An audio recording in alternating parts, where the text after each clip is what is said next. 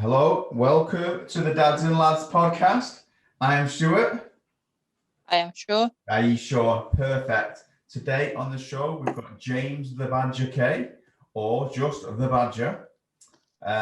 He's on the show as personal trainer from the gym we go. He's a friend of mine and Sean's. We wanted to get him on for a chat because it's time to go back to the gym from April the 12th. All the gyms in the UK were going to be open again. So we thought we'd try and get people involved in a Get Fit, Stay Fit campaign kind of thing. We're going to speak over the next few weeks to 3 or 4 people within the fitness industry and hopefully motivate people to get back to the gym. So sit back, relax, and enjoy our talk with Badger.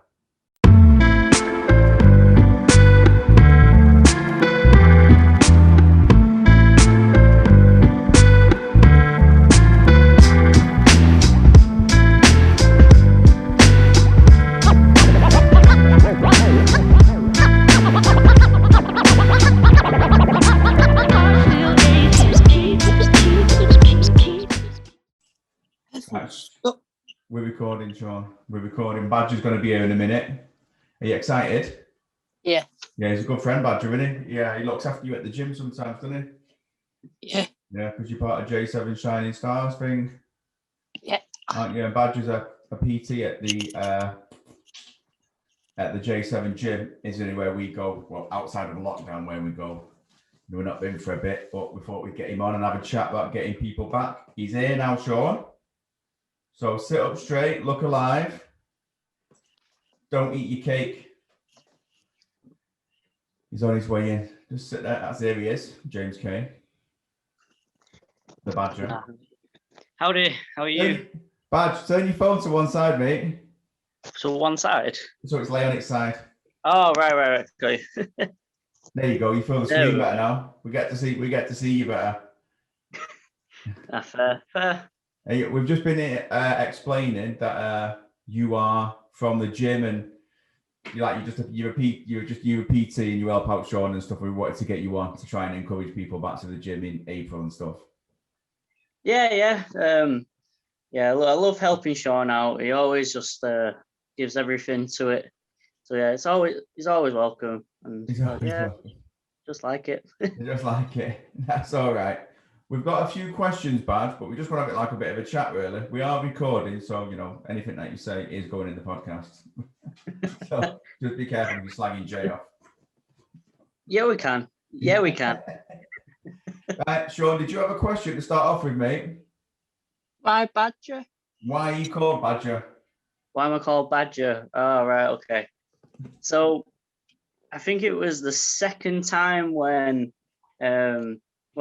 basically, let me start from the beginning. So I started doing Jovino's sort of classes when he used to work for Manchester Council and I think it was the circuit class. It was my second ever class. And for some reason, he was giving people and stuff. And this was before Vicky started coming and things like that. I used to go with Vicky's uncle and her brother. So he turned around to her brother and said, "You look like a raccoon." So admittedly, he does look like a raccoon. But then he looks at me and goes, "Oh, you look like a badger." So ever since that day, so you're going back probably like 5 years, something like that. Ever since that day, the nickname stuck. And he actually didn't know my name till he opened the gym, and then he saw it on his form. Oh, when you signed up?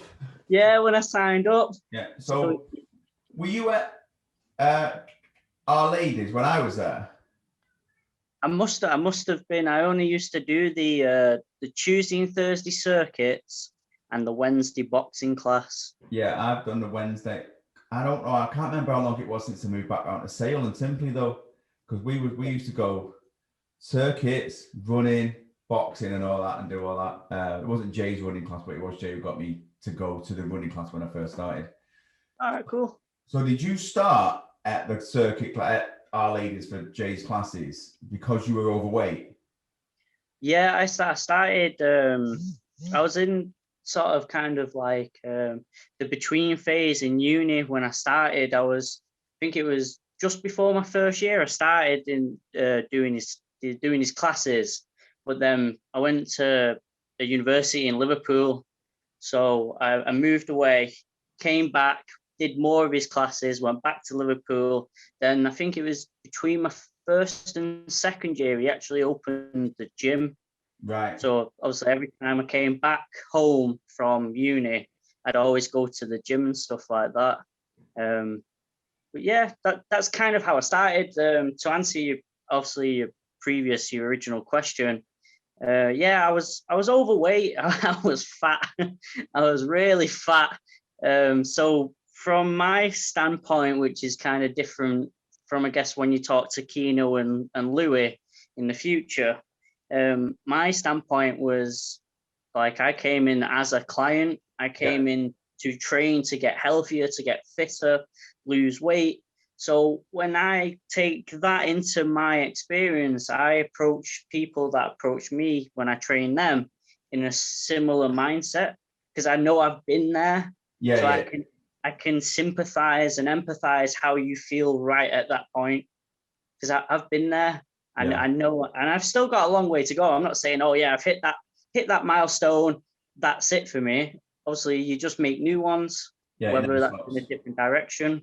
Never stopped, mate. I was a right fat cunt when I met Jay. I told the story when Jay was on, and about I saw him on the telly on that program he did for BBC Three.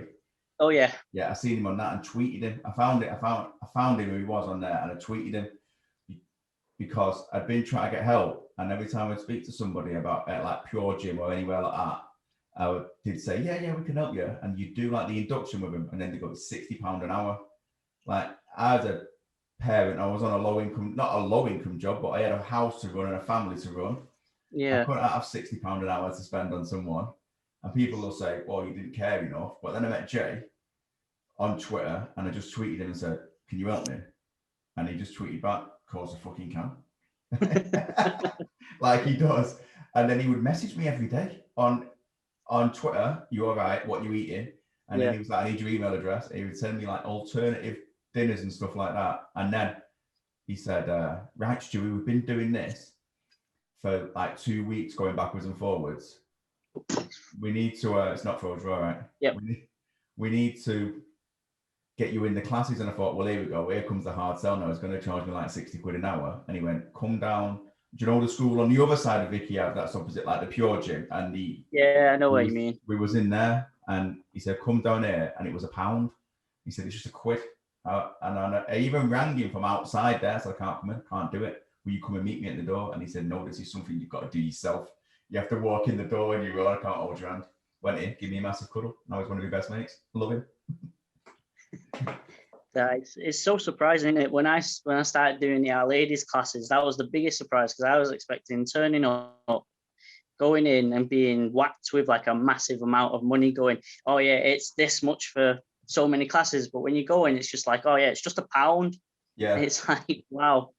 For that level of relationship, not just with Jay like in those classes, like with the other people that used to run it, like Phil, Yvonne, those kind of people, like you start building relationships just from like turning up and attending the class. Before you even walk in the actual room, they'll stand there and they'll talk to you, get to know you a bit, learn your name, etc. Well, in Jay's case, it wasn't learn your name, it was give you a nickname. give you a name out the door. Yeah. Yeah. Oh yeah, I've been there when some of the women in his class shrink wrapped his car and things like that because he made him run.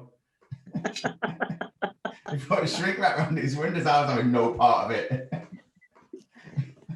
To be fair, like in those classes when everyone wasn't watching you and someone turned away, I didn't do it. I didn't do the reps. I was like, I need a break. So that was quite funny. I used to time him. He took my watch off me one week. I was walking in, and I know he does like that 30 second squat hold or whatever. He'd hold it, and I'd stand there like that, squatting down, watching it, and then I would stand up, and he'd go, Stuart. I said, no, it's 30 seconds, Jay. The other week, like the session after, he took me watch off me at the door.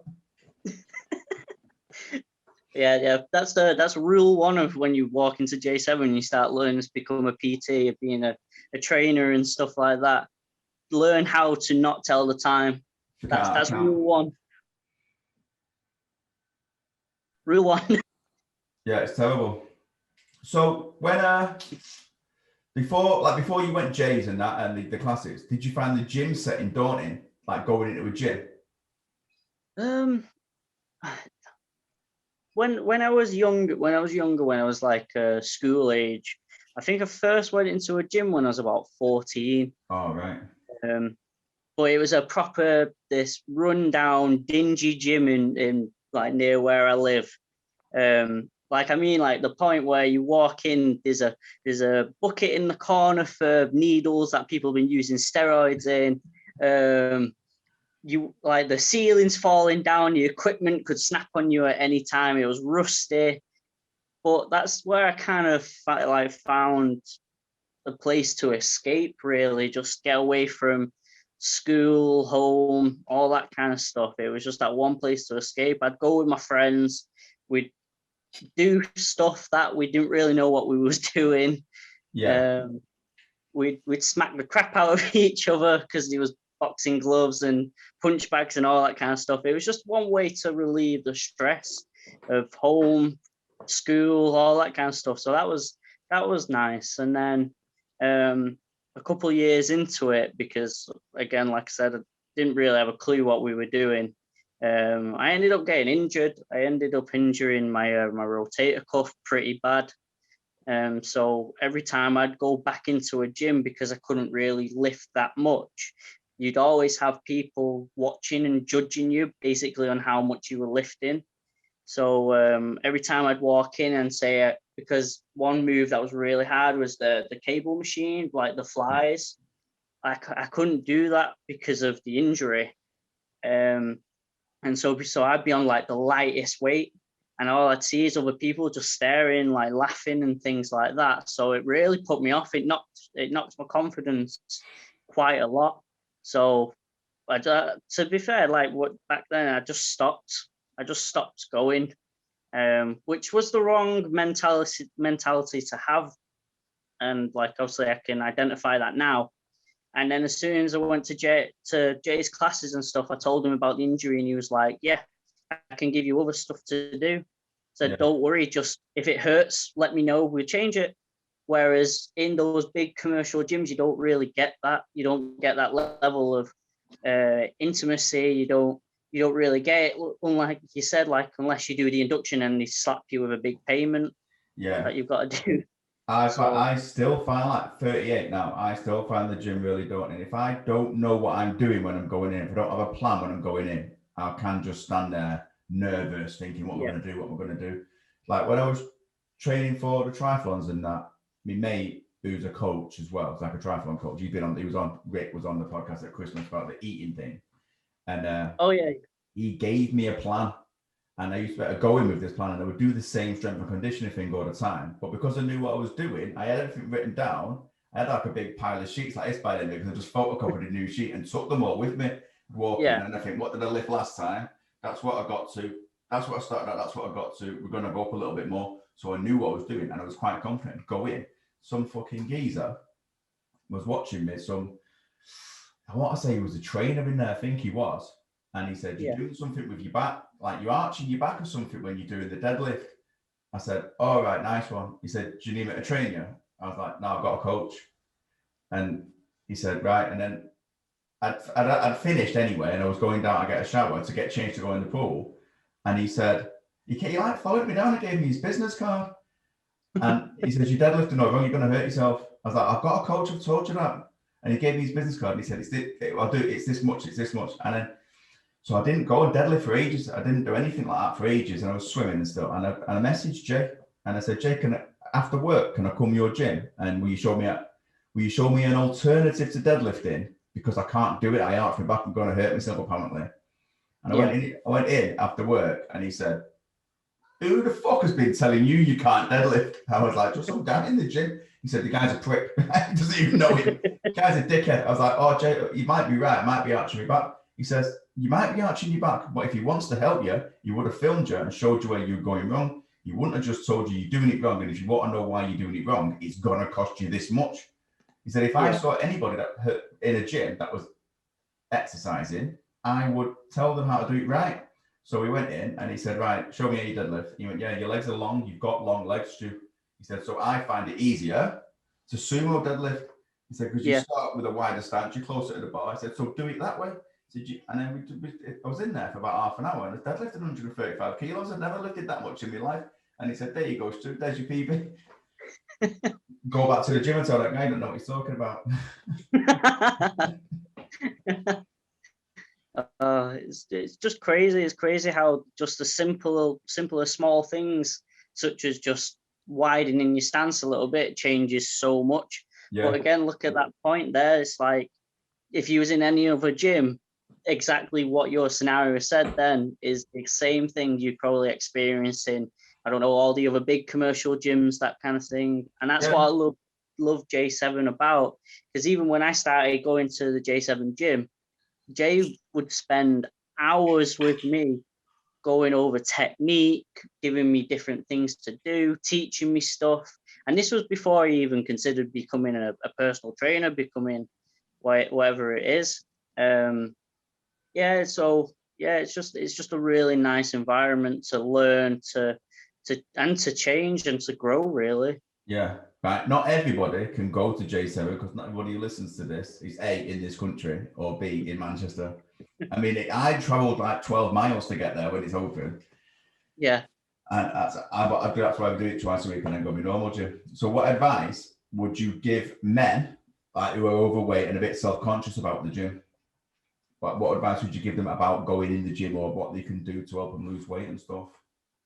Okay. If the issue is going into a gym, like if it's just that first initial step of going into a gym, what I'd recommend is probably just go with someone, go with a friend, anyone. You could be the person that you go with could be on the same level as you, like experience wise or whatever, or you can go with a friend that knows a little bit of something, tag along with them.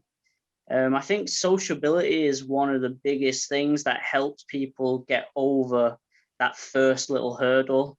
And I don't say that because from my experience, when I went with my friends, you kind of have this like thought, this ideology that like you're with your friends, you're with people, you're not really bothered about what everyone else is thinking, about what you're doing, this kind of stuff. Research is another good one. There's plenty of things online, like even if you YouTube, the guy that I used to watch when I was growing up was a guy called Dr. Jim Stepani. He was where I started. He put out like not basic workouts, but like programs, like 12-week programs, stuff like that. So I used to research all that and look at that and then follow those. Like you said, have something written down and just go in, just knowing what you wanted to do, rather than walking in, not really having a plan, and then kind of getting scared and ending up on one of the weight machines or something. Yeah.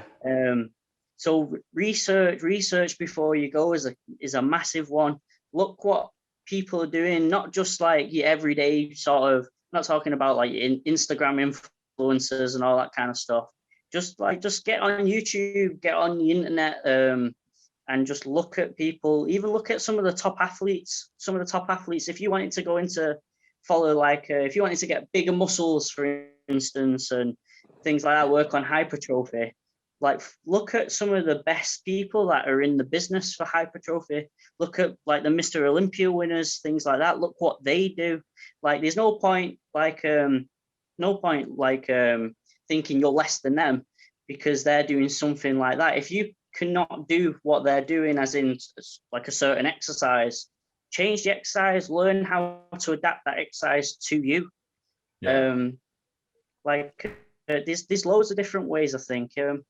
If it's a question of motivation, you have to find that yourself. I can't sit here and go, oh, this should be your motivation, that's your motivation, because if you start giving someone else motivation for why they should be doing it, then really they haven't got the drive in themselves to be doing it anyway. Like, I'm not saying they shouldn't be doing it, but I mean, they've not got the passion and the experience to actually sit there and go through the motions. Yeah, they're If not you ready. get where I'm coming from. So really, it has to start with you.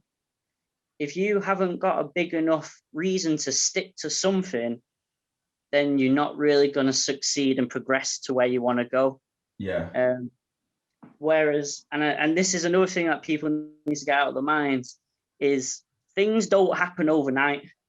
They don't happen overnight. The amount of times where people have gone, oh, I just want a quick fix. It's not a quick fix. If you're doing it right, it takes time. It takes time to get towards that level, to start seeing that little progress, to start lifting weights, all that kind of thing. So even small things can help, from getting off the couch and going out for a walk. Maybe that's progress in itself. Yeah. So when people think about progress, they instantly think about lifting weights, heavier weights, increasing strength, losing fat, blah, blah, blah. Take that out of it and start with the fundamentals. What are you doing in your life that can impact every day? Something that you can progress every day. So if that's getting off the couch, going for a walk, and you can only manage 20 minutes, that's great. What about next week? Can you increase it maybe a minute, 5 minutes, 10 minutes? Who knows? Again, those small little bits, the small little steps to it, to obviously achieve that progress is progress. Yeah. Nothing's going to change it. Yeah. My mum, Sean's nana, she started running during lockdown because she's 63 and she was going to the gym, but the gym was shut. And then she was doing like online PTs and stuff. But the PT woman stopped doing the HIIT class that she was doing on the Zoom and started doing like some body combat thing. I mean, mum said she just looked like she was swatting flies in the living room. So she started running. She sent me this message one day. She went, I've just been for a run. And I looked at it and she was dead proud of it. And she done like a kilometre and it took her like 10 minutes. I was like, yeah, that's really good, that one. She's fucking running 5K now 3 times a week, like 45 minutes. That's amazing. I'm like, Mum, you want to slow down? You're going to be catching me up. See, but there again, that's progress as well. Yeah. And that's someone that's willing to adapt to the situation and change in order to get to where they want to be. Yeah. And I think as soon as one thing is taken away from somebody, you instantly go, oh, I can't do it anymore. But if you've got that internal drive, that internal motivation, and you remind yourself every day why you do this, why you want to get healthier and fitter, and you obviously make those changes in your lifestyle, there's nothing really that can put you off. Well, for instance, you've already seen on Facebook that I injured my ankle in the J7 Zoom yesterday. Yes. So yeah. Well, I'll quickly go over that. So we're doing a Zoom class, and normally we normally use a band on the floor to mark where the camera can see us. Oh, so when we're coming to the camera and shouting whatever we're shouting, we can run back, look at the marker, and see that we're in view of the camera to whether demonstrate or tell people the next exercise, whatever. So this time we did. I'm blaming Jay. I'm pointing it out here right now. This is Jay's fault. He used a small green weight, okay? Small green weight. And when you're in the zone, you don't really pay attention what's going on around you. So I'd ran to the camera, shouted whatever I shouted, came back to demonstrate some more, demonstrated, ended up doing a squat jack, which is obviously you start close, you jump out wide. Yeah. So I wasn't really paying attention to where my feet were. So I jumped out, landed on the weight, rolled my ankle, and now I've got a fat ankle. That's so good. So I hobbled off. But back to my original point is I can take this injury to where people go, something's been taken away from you. I can stop. I don't need to train because I can't because of my ankle. But I've still got my upper body. I've still got my arms that are fully functional. I've still got my shoulders, my chest, my back. All that's still fully functional. Just because I can't train my legs directly doesn't mean I should give up and stop training altogether. There's always things you can work on. All you need to do is just change the principles and the fundamentals of your training. Yeah, I remember Jay had his Achilles tendon injury. He was used to hobble up. He said he was hobble up the steps at the body matrix and go and bench press and stuff like that, and then come back down on crutches. Yeah, it's things like that. Or when he did his patella tendon or his ACL or something to do with his knee. Oh, yeah, operation. He had that operation where he used to hobble into the gym on his crutches in that brace around his knee, and all you saw him do every day is pretty much bench press because that's all he could do, or pull-ups, and that's all he could do. But at the end of the day, that's what takes the mindset. Like, if your mindset goes, then your body's gonna go as well. So if your mindset's strong and you're willing to adapt and change to your environment, your situation, then really nothing's gonna stop you. Yeah. Well, I wanted to get you on the 3 years. I'm gonna try and get a woman on as well, I think, so we can get like a woman's perspective on getting back to the gym after lockdown. But because we called it Get Fit, Stay Fit, because I can get fit. I've done all sorts of endurance events, marathons, I've done Ironman, different triathlons and stuff like that. And I can get fit for those things. Yeah. But then after them, I don't stay fit, do I, Sean? No. No, I get fat again, don't I? Yeah. Yeah, because the level of my exercise drops off. Now, I know I can't feasibly continue a full-time job and train 12 hours a week like I was doing for Ironman. That's a finite 7 months that you can get out of it for the race. I understand that. But there must be thousands of people out there, millions of people out there that are like me, that need like a finish line, if that makes sense. I need a finish line. I've become more since this lockdown, not the original lockdown. They put my microphone over the room. Since the original lockdown, I had to have a bit of counselling in that, and it isn't something that I do now because there's a finish line. I have to exercise. Tori notices it, Sean notices it. If I don't do something, I can last about 2 or 3 days and I start getting ratty in that. So now I exercise now more for my health. So I'm not too bothered about how far I can run anymore. I just like to go out, and if I can only run a 5K, I only run a 5K. The other day, I got some new trainers, went out and ran. I thought, I feel a bit fucked. I'm going back, did 3.5K, but I feel better just for doing that little bit because I know I'm doing it for my health now and not for a finish line. Obviously, I'm going to get back to them finish lines at some point, but for now, I have to do it for my mental stability. But I think there must be a lot of people out there that don't know, that can't just do it for the finish line. Does that make any sense? Yeah, I get where you're coming from, because I think it works in both ways. So when I obviously lost the weight that I wanted to lose, I kind of got lost and I didn't know really what I wanted to do. I was still training, I was still putting all the work and stuff in. So again, I guess that's kind of like a goal, that finish line that you want to get.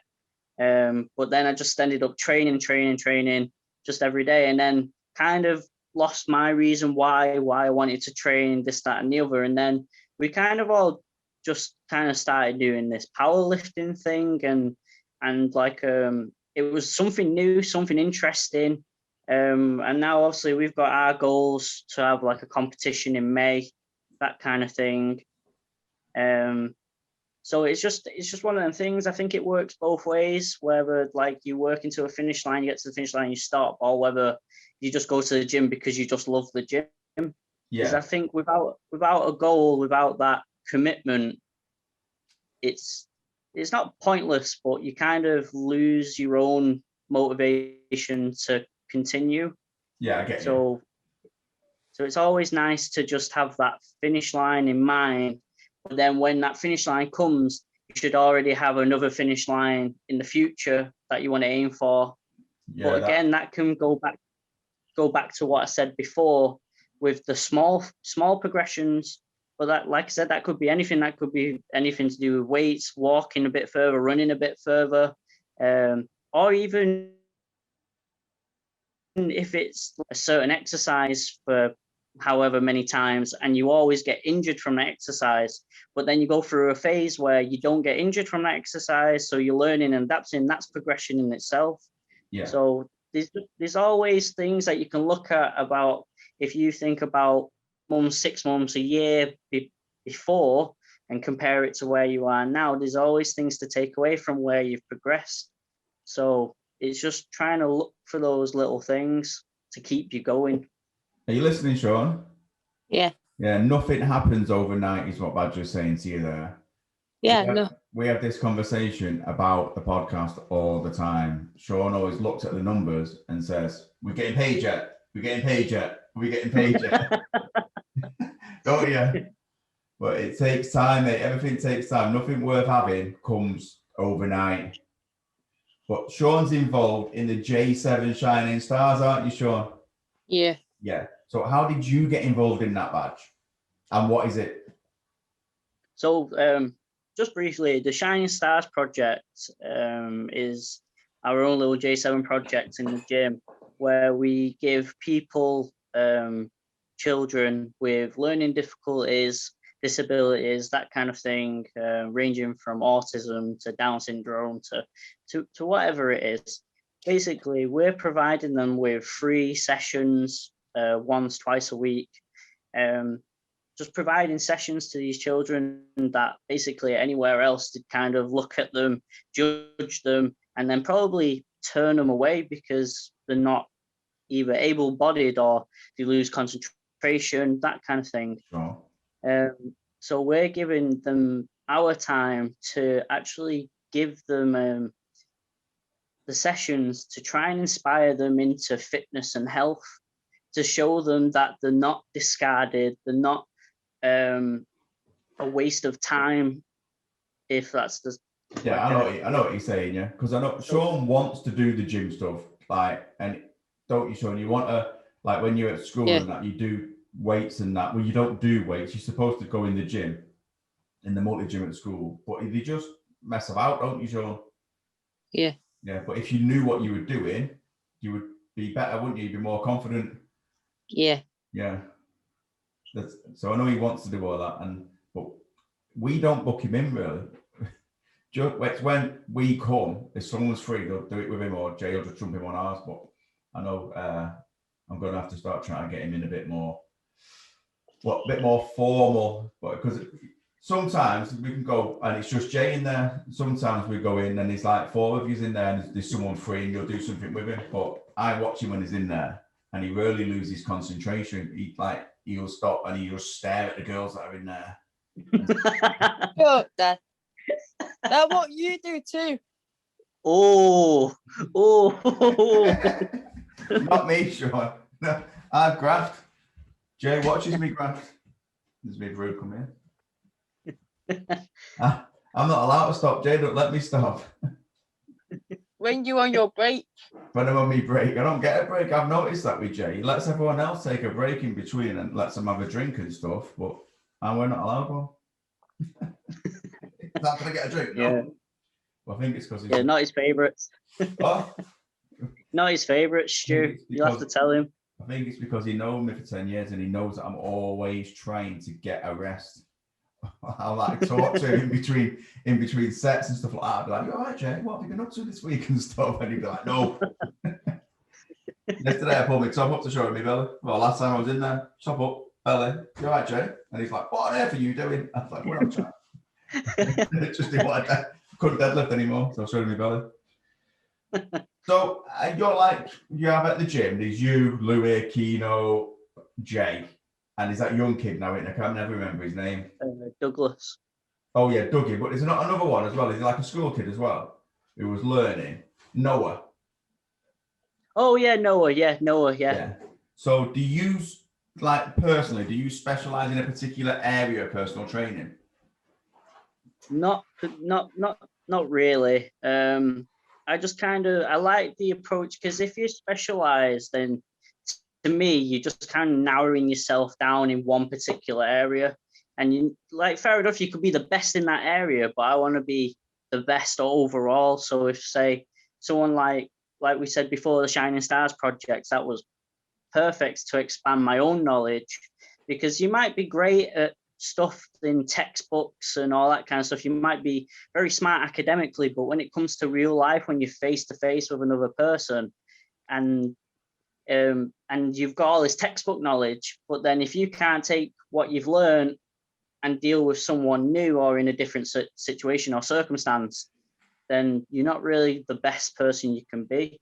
So whereas not to toot my own horn, but I am quite academic, I can learn quite good. So my thing that I struggled with was this face-to-face stuff.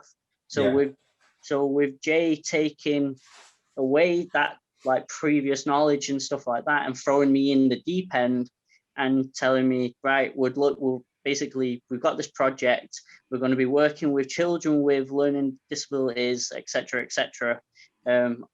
I've had little experience in the past dealing with people like that or anything to do with people like that. It's not like normal for me to deal with people with difficulties and disabilities and stuff like that.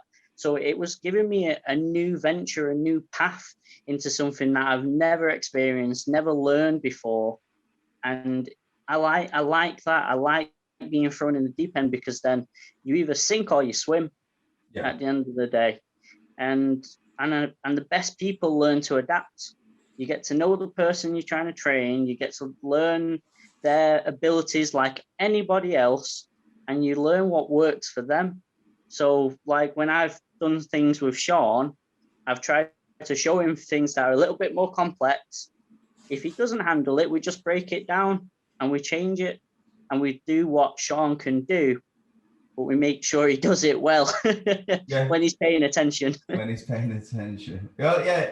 I mean, I've seen you do them things. He loves it when he has hold of the kettlebell and he does like the split squats over the box and jumps onto the box and stuff like that. You really like that sort of stuff, don't you, Sean?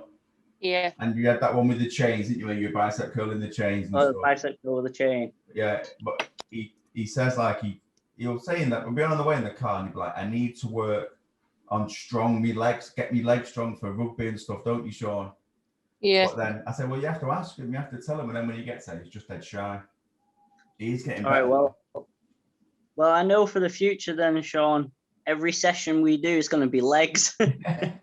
Just wants to get strong for rugby and box, don't you, Sean? He's gone. Yeah. Yeah. I'm already the fastest forward. You think you are, yeah? The fastest forward. That don't lie. I don't know anything about rugby. I've been watching St. Sean for 5 years now. This is like our 5th season, and I'm still a little bit confused about the whole game. These coaches say he does really well, and he's always said proper hard on him. I'm like, why? And they're like, shoot, you just kicked a water bottle at him. I said, yeah, because he was being a hard. So he wanted a drink, so I booted his bottle at him. And they're like, no, he needs to break sometimes. I'm like, no, he's just buying time. And I know he's buying time because I know he gets it from me. I like that crazy dad on the side out of show and shouting at you all the time. Yeah. Yeah. Well, I get proper injured kicking a water bottle at me. You're not going to get proper injured, are you? I will. We're paying full contracts lineouts tomorrow next year. I know, yeah. That one time you got injured when you got like a stud in the eye. That was the only time you didn't actually play act. You got up and I went, come on, Sean, get up. And the coach went, his eyes bleeding. I'm like, he'll be fine.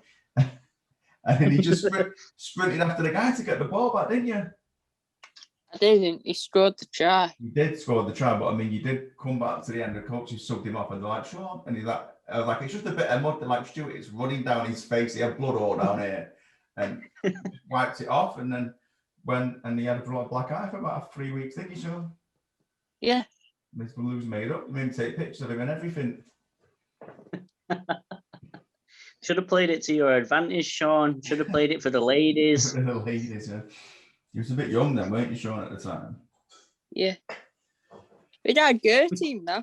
There is a girls team at your rugby club now. Yeah, that's really coming on far, isn't it? You used to play rugby, didn't you, Badge? I did. I used to play in school and a bit in college. What position did you play? Wing. I was a winger. When I was in school, I used to be like Sean, stick thin.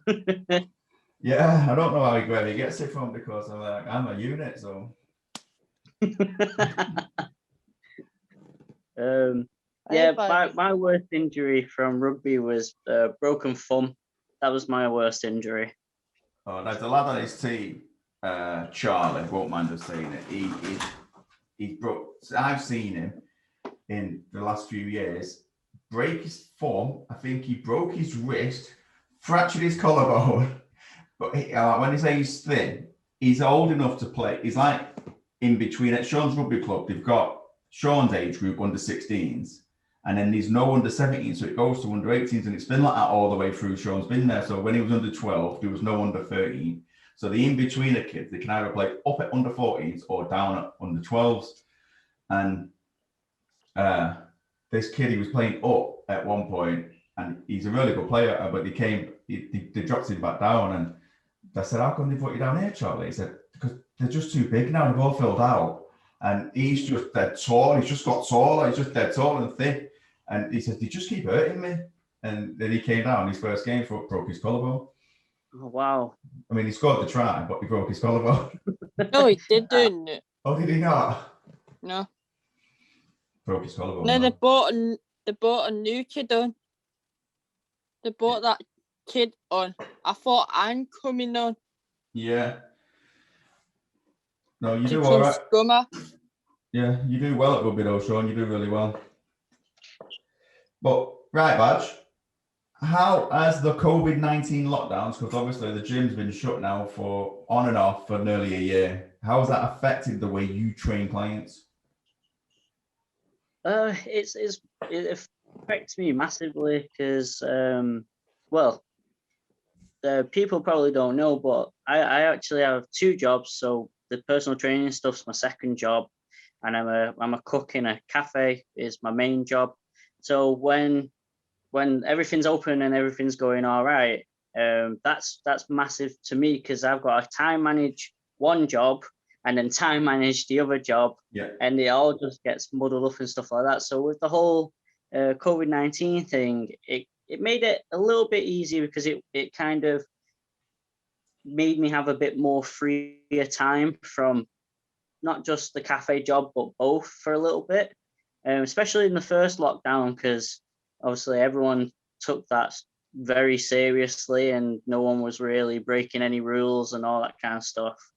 And so obviously they introduced the one-to-one rule where you could train someone in the park, social distance and all that kind of stuff. But it was hard for me because I live not so far away, but further away to clients than maybe someone else that could drive and things like that. It was hard for me to kind of get a time for one person to then have another person, because I live far away, it's not like I could have just walked home, come back. I'd be waiting outside all the time, stuff like that. So with me, it's been more about just checking in on people, giving them workouts to do at home, things like that. And sometimes it's just nice to have a chat. So sometimes, like the way I see myself with people, with clients, is that they're not clients at all. They're just my friends. You build that relationship with people, especially when you've been training certain people for years or months or whatever. You build relationships with them. You get to learn about their problems, about their home life, their family, X, Y, and Z, the jobs, stuff like that. You start learning more and more about people, and then the relationship builds, whereas you're not just a trainer, you're a friend, you're a friend for life. And that's always been drilled into me from Jay. And because Jay's always saying you need to sit down and talk to people to find out about them, because when you build those lasting relationships, no matter what life throws at you, you're always there for them, they're always there for you. And when this COVID stuff, it kind of made me realize, especially after the first lockdown and everything started opening up again, how many people actually came back to the gym and to me asking for sessions again. So it kind of shows me that whatever I was doing with them, regardless of the session itself, the relationship we had was that important to that person, that individual, or those people. It was that important that whatever I was doing alongside the sessions meant so much towards them. So for me, it was kind of an eye opener to show me that I was actually doing a good job.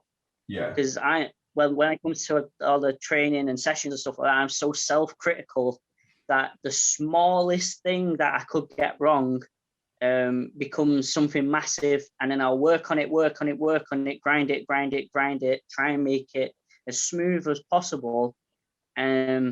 So I'm so self-critical where I think something so small impacts the overall session. But to me, when we came out of lockdown, people kept coming back, and like the more and more clients I started getting, it just kind of showed me that it's still more than just a job. It's a thing for life. Yeah, the personable side of it is real important, because like I know Jay, and like I said, I've known Jay for a very long time now, like about 10 years, I think. And now, like, he messages me, like when his gym opened, like before he opened the gym, he messaged me, which we've got my gym. I was like, nice, tell me when it is and I'm coming. Right. Like when I go and I see him, he knows if there's something not right with me. He knows that I struggle and I've needed counseling and stuff like that. And he'll say, what is wrong with you today? Even when I'm just sat on the rower warming up, what is wrong with you today? You're being a girl. And then he says, sometimes I have to redo the whole session because I know what I had planned. You aren't mentally there for today. And the same with Rick, is another guy who I pay to train me. He does like my triathlon training, my running training. And he's messaged me just a lot more during lockdown and that, but it's just, he said, you just messaged me, are you all right? You've not been on social media, or are you all right? You've not been in the group chat. I'm like, yeah, I'm just struggling. He says, I know you're struggling. That's why I'm asking if you're all right. And he says, you don't need to tell me you're struggling when we already know that you struggle. So they're both really good at that. And it's that kind of it that I think that sets people apart in certain places. Like some people are solely in it for the money. Yeah. They can charge a lot of money, but it's probably better to have a better product. Do you know what that makes? Rather than saying I can get you massive, or I can do this, I can do that, and then spending an hour or 40 minutes with a client and barely speaking to him. Yeah. Yeah, and just say lift that, do it this way, do it that way. It's probably better the way like you guys and other people do it. I would rather have one client that I am best friends with than have 20, 25 clients that I don't speak a word to, that I don't know.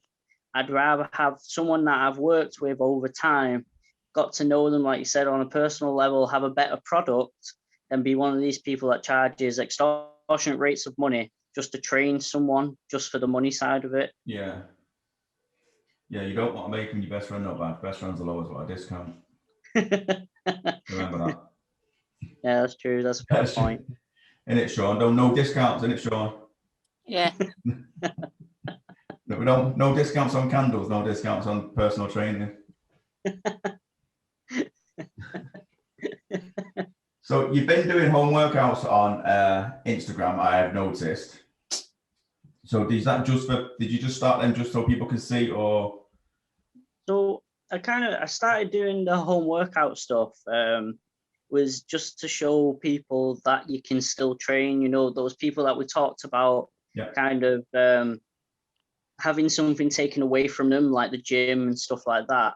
And people just stop, like we talked with like my injury. Just because I'm injured doesn't mean that means that I don't stop. It just means you change and you adapt. With the home workouts, just because the gym was taken away from me doesn't mean that I couldn't stop training. So I changed it up. So obviously, like I said, we started powerlifting before this second lockdown came in and stuff. So obviously I didn't have any weights at home until recently. So I couldn't really do anything weight-wise. All it was body weight and running. So I had to change kind of my goals, what I was working towards, completely, because obviously powerlifting is about getting strong, lifting as much as you can. Whereas obviously this home stuff, it's been more about just trying to get more fitter, just generally fitter and healthier. And so because of that, your goals change, and sort of you start making mini goals inside those kind of changes. So like I went from lifting heavy weights to running pretty much every day. So I tried to start making goals to do with my running just for this time. So it still gave me that direction, that motivation to work towards something. So it means I was committed, I was disciplined to it. Even if I woke up one day and I really, really didn't want to go and do it, I'd still go and do it. I'd force myself out. So my thing was I'd wake up, first thing I'd wake up, brush my teeth, I'd get my gym stuff on, and I'd be out the door. It could be 6 o'clock in the morning, it could be a bit later, it could be whatever time it was when I woke up. I'd just get to it and just crack on. And I'd feel so much better for the rest of the day because I knew I'd accomplished something. Yeah. Even if I didn't meet a certain time that I wanted to get, or a certain distance, or do as many push-ups that I wanted to do, or whatever, I still did something. I still got out there just to prove it. So my whole thing with the home workouts was just to show people, to motivate people to say, look, just because the situation has changed doesn't mean you have to change with it and completely stop your goals. You just change your goals and crack on. And obviously, because I had no equipment, it was fun for me to try and create the hardest workouts I could for myself, just with the body weight stuff. Whereas you'll see people with weights and bands and all that kind of stuff. I didn't have that. So, and I knew a lot of people were in my situation as well, my circumstance. So if I could give someone a different workout to do every single day, then that was my goal achieved. Just to show people that just because you don't have weights doesn't mean that your body weight can't be used to your advantage either. Yeah. So it was just fun. It was just some fun. Yeah, that's good. You need to promote them more though, because they're good, and you don't really push your social media that much, I've noticed. You should just be on it every day. No, that's one thing I really, really need to start to work on. One of my targets for the future is to work more on social media. I mean, you're a pretty good talker, and you know, like Jay posts every day, even if it's just something stupid. I mean, you don't have to do a stupid fucking rhyme at the start like he does, but you can just go on and just post something every day. I don't think I could ever do that. Sean, so did you hear what Badger was saying then? Just because you've not been able to do rugby, it doesn't mean you've not been able to train. And you just I'm running. You running when? After this, I'm running after this. He's not got his gym kit with him at his mum's. I am. I've told you. Go on. I am. You are? Did you know Badger was going to be a dad? Yeah. No, Badger's going to have a baby. A baby girl, Badge? Baby girl, very first one. Very first, right. So how is having a baby and becoming a dad going to affect the way you work or everything? Or the way you, not the way you work, but the way you see work? Because I know how it affected me when Sean was born. I was only very young when Sean was born. But I know it affected me quite badly. Not quite badly. It affected me in a very positive way. In like, I was just not a dosser, but I was not doing the right things when when Sean was born, when he was conceived. I was only 22, and I was just like messing about and fucking around and all that. And so when I found out I was gonna be a dad, it was a bit of a wake up call, and I stopped smoking and I started looking for a proper job. And I was working at Tesco's, so I was just a casual, and then I got a job after he was born in just some shit plastics factory. And I remember talking to a mate, and I was like, "This is the longest job I've ever had." And he said, "Stuart, how is this shit job the longest job you've ever had?" I said, "Because I'm going to be a dad, and I have to stick at it now because I've got Sean." And that's how it changed me. Really, it made me focus a bit more on life, being a bit more sensible. Yeah, for me, I think it's going to be more. It's just going to make me more determined, more committed to anything. Because now, before, obviously I had my own personal reasons for why I was doing what I was doing, but I think it just gives me that more ulterior motive now, like to the fact that it's not just me and Vicky that I'm trying to look after. It's now me, Vicky, and the baby. So I've got to do everything I can to provide and support and just do what I need to do. So now it's going to just motivate me even more to try and succeed and progress. No matter how long it takes, I just got to keep on going and going and going. Yeah. Really. I've just, that's what I've done. I was in that ticket off, not the ticket office, I was in that plastics factory, and then my stepdad's a train driver, and he said, Stuart, looking for jobs, people checking train tickets on the station. He says it's not the best job in the company. He said, but it's a way in. Yeah. So I did that for a bit, and then I went ticket office, and then I got from the ticket office, I went to the train conductor, and then I applied for driving. So that's what I do. I talk to people now. And that's, I've just done that, but it's terrifying becoming a dad. It's absolutely terrifying, and I wasn't that bothered by it until the night he was born. And I remember driving back from the hospital, and that new Eminem album had just come out. I can't remember what the name of the album is, but it's got that song Mockingbird on it. You probably don't know it because I know, yeah. And that was on in the car, and I just remember bawling my eyes out on the way back. My mum was looking after Sean's sisters, so Sean's mum's already got another 3 daughters, and I just remember just bawling my eyes out. No one in the car, just me. I thinking, this is a nightmare. I know what I'm gonna do. I got back to my mum. She's like, "Are you all right?" I was like, "Yeah." She went. It was late at night, and she got home to her husband and said, "Stuart looks terrified," and he said, "He is. He will." He said, "I was terrified. It's daunting." Sean's the best thing that's ever happened to me in my life. It would probably saved my life because I would have gone a completely different way, I think, if I hadn't had a kid. Yeah. But terrifying. Yeah. I'm not too nervous about it at the minute. I think it's going to be more like you said. As soon as I hold that baby in my arms, everything's going to change. Yeah, well, we didn't get to hold Sean straight away because he was cold when he was born, so he didn't cry. So they had to put him under a lamp. So he was just out under a lamp to warm him up. He didn't get warm for about 3 days. His hands and feet are still cold now. Something wrong with his circulation. And I think that's why his brain. Just put him in the microwave. In the microwave, innit? I think that's why his brain didn't. It's not like his brain's not formed, right? It's just that's why it's not the same as everybody else. I get what you mean. Yeah, do you know what I mean? So how did you get into the powerlifting? And are you still going to be able to train when you've got a crying baby? The powerlifting thing just came out of I changed up like my training stuff. So I used to do a lot of hypertrophy cardio stuff, and I was getting kind of not bored of it, but just I didn't have any direction to go. I had no, like, say, that finish line, so to speak. I didn't have that end goal. I didn't really know what I really wanted to do with it. So I started changing it up, and I started doing the strength training sort of stuff, just wanting to get a bit stronger. And then Jay started holding these like deadlift classes where people would come like from the gym or outside the gym, come and basically learn how to deadlift properly, or squat and all that kind of stuff.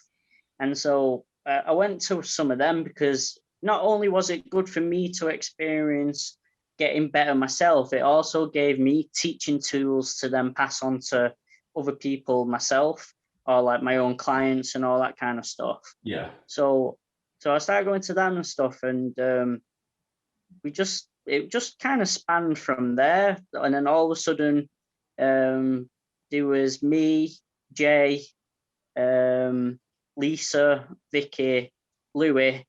We all just started. So we just started all just getting together and just training and doing all that kind of stuff. And then Jovino did like the first competition he did, I think it was last year, which was amazing. So, and then it kind of just made me realize that that's my finish line. Like, that's what I want to do. just want to try and get stronger and stronger to enter a competition, just to step on a stage and perform. So that's my finish line. And finally, we've set a date, which is the 29th or 30th of May this year, once everything's open again. So it's something Oh, it's gone. to even more. So I have my own finish line. Yeah, well, you better remember which date. My own Otherwise finish line now. Otherwise, you're going to turn up on the wrong day. Well, the invites haven't been sent yet, so we've got to figure that out when the invite gets sent. Yeah. But the thing that's scaring me even more is the fact Vicky's due date is the 6th of June. And if the competition's on the 29th or 30th of May and the baby comes early, I'm in bad books. You won't see me again. Yeah, Sean should have been born on the 22nd of December and was born on the 4th of January, so I won't worry about it too much. Well, fingers crossed. Fingers crossed my baby's like Sean. Yeah. Or just come on time because you'll be all right. Sean, have you got any questions? That's true. Yeah. Sean, No. you not got anything you want to say at all? No, No, all right. He's a bit shy. He gets a bit shy. You know what he's like. So, as we were saying before, I'm not. you need to start promoting yourself as well as the gym. So, how can people find you on social media? The main one that I use is Instagram. So you can search in Badger_PT, and I'm there. If you want to find me on Facebook, my name's James K. Right. But yeah, it's mainly Instagram. We will put that in the show description and on the YouTube of this. But so if people wanted to book you, did he just book in through? Can they book you through Instagram? Yeah, through Instagram. Just drop me a message and I'll reply. Because you know people are going to be like wanting to do like Zoom PTs and stuff, don't you? It's not all going to be in-person PTs. Yeah. Now you've been on the finest father and son, parent and child podcast in Manchester. You're gonna be inundated with calls. Well, our tens of listeners have seen this. They're going to be all over it. Yeah, well, I'm a massive fan of this. I'll always try and share this as much as I can. I think you're both doing a great job. Just keep it up. Did you see our one we've had in person? I did. I loved it. Absolutely loved it. I love Adam Pearson. Yeah, I really like him too. I like him better now because he was really nice to both of us, and he could have just fucked us off because I just tweeted him out of the blue and said, "You want to come on?" And obviously we're only brand new. We've been doing it like 6 months, and we don't get a lot of listeners. And he just went, "Yeah, I'll come on." And then sat and let me ask him loads of personal questions, and then spoke to Sean about wrestling. That's what you want. That's what you want. All right, Badge, we've done an hour, so we'll call it a day there. So, but thanks for coming on. Sean, what do you want to say? Thanks. Thank you. Oh, you're welcome, Sean. Yeah.